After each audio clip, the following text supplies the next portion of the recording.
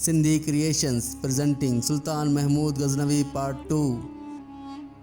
जी दोस्तों, त जिन दोस्तनि सुल्तान महमूद गज़नवी पार्ट 1 न ॾिठो आहे उहे डिस्क्रिप्शन में ॾिनल लिंक ज़रिए पार्ट 1 ॾिसी पोइ पार्ट 2 ॾिसनि त जीअं उन्हनि दोस्तनि खे पूरी स्टोरी सम्झ में अची सघे। दोस्तों, सुल्तान महमूद गज़नवी पंहिंजे 33 साला दौरे हुकूमत में हिंद ते 17 हमला कया ऐं सभिनी हमलनि में फातह रहिया। सुल्तान महमूद गज़नवी हर हमले में हाथीनगर मां हाथियुनि जी फ़ौज पंहिंजे लश्कर में पाण सां गॾु खणंदा हुआ ऐं वापसी ते उन्हनि हाथियुनि खे उते ई छॾींदा हुआ।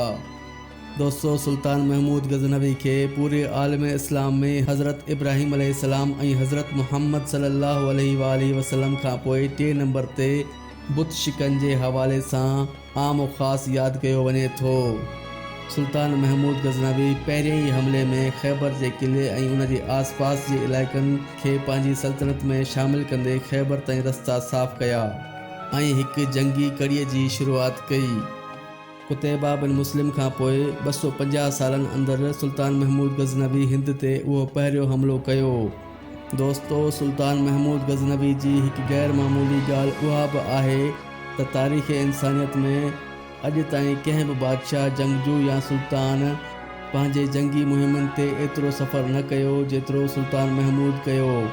सुल्तान महमूद गज़नवी पंहिंजे 32 साला दौरे हुकूमत में तक़रीबन 80,000 किलोमीटर खां वधीक इलाइक़ो सफ़र करे तय कयो ऐं हिंदुस्तान ते 17 हमला कया ऐं आलम इंसान लाइ शरपसंद हिंदुनि खे इबरत जो निशान बणायो। उन वजह सां हिंदू अॼु ताईं सुल्तान महमूद गज़नवी जे नाले खां पंहिंजे ॿारनि खे ॾियारीनि था। सुल्तान महमूद गज़नवी खां पहिरियां 250 सालनि दौरान मग़रिब जे तरफ़ खां कंहिं बि हिंदुस्तान ते ईअं हमला न कया जीअं सुल्तान महमूद कया। दोस्तों, उन वक़्तु हिंदुस्तान में मंदिर सिर्फ़ इबादतगाह न हुआ पर उन्हनि जा सियासी, मज़हबी ऐं फ़ौजी मर्कज़ बि हुआ। उन्हनि जो उहो अक़ीदो हूंदो हो त जेसीं ताईं उन्हनि वटि उहे बुत आहिनि उन वक़्त ताईं उन्हनि खे का बि फ़ौज, सुल्तानी या सिपह सालार हाराए नथो सघे।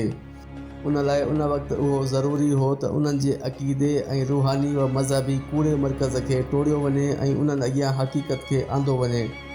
सुल्तान महमूद गज़नवी हिंदुस्तान में कंहिं बि जंग ते वेंदो हो त हज़रत मुहम्मद सल्लल्लाहु अलैहि वसल्लम जी पंहिंजे हथनि सां बुतनि खे टोड़ण वारी सुनत ते अमल कंदे पंहिंजे हथनि सां हिंदुनि जा मरकज़ी ऐं वॾा बुत पाण ठाहींदो हो। सोमनाथ हिंदुस्तान जो वॾो मंदिर हो। कुझु रवायतुनि मुताबिक़ उहो बुत उन वक़्त खां 3000 साल पहिरियां ई उन्हनि लाइ हिकु रूहानी ऐं जादुई ताक़त रखंदो हो। हर साल लखें हिंदू अची बासूं ॾींदा हुआ। उहो बुत पूरे हिंदुस्तान में पंहिंजे जादुई करामतुनि लाइ मशहूरु हूंदो हो। जॾहिं सुल्तान महमूद गज़नवी सोमनाथ जो शहर फ़तह करे उन मंदिर में दाख़िल थियो त उहो ॾिसी हैरान थी वियो। हिकु वॾो लोह जो बुत हवा में उॾामी रहियो हो। उन जॾहिं पंहिंजे दानिश्वरनि खां उन जो राज़ मालूम कयो, ॿुधायो वियो त भितियुनि में चारे तरफ़ चकमक हुअण जी ताक़त सां उहो बुत हवा में आहे। अगरि उन्हनि भितियुनि खे ॾाहियो वञे त उहो बुत बि किरी पवंदो। उन वक़्तु उते मौजूदु तमामु राजा, महाराजा ऐं पंडितनि जॾहिं सुल्तान खे केतिरा ई हीरा जवाहरात रिश्वत तौरु पेश कया त उन बुत खे न टोड़ियो वञे त सुल्तान महमूद गज़नवी उहे तारीख़ी अल्फाज़ चया त जेकॾहिं अॼु मूं उन बुत लाइ रिश्वत वरिती त तारीख़ मूंखे बुत फ़रोश सां यादि कंदी, न कि बुत शिकन सां। ऐं सुल्तान महमूद गज़नवी छत तां पथर हटाइण जो हुकुम ॾिनो ऐं जीअं ई कुझु पथर हटाया विया त उहो हैबतनाक बुत ज़मीन ते किरी पियो ऐं हिंदुनि जा उन बुत बाबति सभु अक़ीदा मौक़े ते ई तबाह थी विया। ऐं जॾहिं उन बुत खे टोड़ियो वियो त उन अंदरां केतिरी ई दौलत, सोन, हीरा, जवाहिर एतिरे ताईं जो चवनि था त जग मशहूरु कोहे नूर जो हीरो बि उन बुत अंदरां निकितो। उन दौलत खां केतिरो ई वधीक जेतिरो हिन खे रिश्वत में पेश कयो वियो। सुल्तान महमूद गज़नवी खे हिंदुनि ख़िलाफ़ उन्हनि तारीख़ी फतूहात ते वक़्त जे ख़लीफ़े खेसि यमीनुद्दौला जो ख़िताब ॾिनो।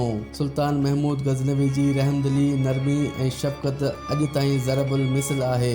इंतहाई इल्म दोस्त, अकुलमंद ऐं दानिश्वर इंसान बि सुल्तान महमूद गज़नवी जे दरबार सां वाबस्ता हुआ, जिन जी हिकु मिसाल संदन वज़ीर अयाज़ जी सूरत में आहे। सुल्तान महमूद गज़नवीअ लाइब्रेरियूं, मस्जिदूं, फवारा, आराम गाहूं ऐं शफ़ाखाना पूरी सल्तनत में हिकु ॼार विछाए छॾी हुई। सुल्तान महमूद गज़नवी मर्द मुजाहिद, हिकु शेर दिल ऐं बहादुर मुसलमान हुक्मरान हो, जंहिं दौरे अवल जे मुसलमाननि जी यादि ताज़ा करे छॾी। तक़रीबन 32 सालनि जी हुकूमत करे गज़नी में 30 अप्रैल 1030 ते इंतकाल कयो। अफ़गानिस्तान जे सूबे गज़नी में संस मज़ार आहे। दोस्तो, मोहम्मद बिन क़ासिम इस्लाम खे बाबुल इस्लाम ज़रिए सिंध में दाख़िल कयो, पर महमूद गज़नवी ख़ैबर पास जे ज़रिए तलवार जे ज़ोर ते हिंदुस्तान में इस्लाम एतिरो अंदर ताईं पहुचायो जो अॼु बि अल्हम्दुलिल्लाह पूरी तरह मौजूदु आहे।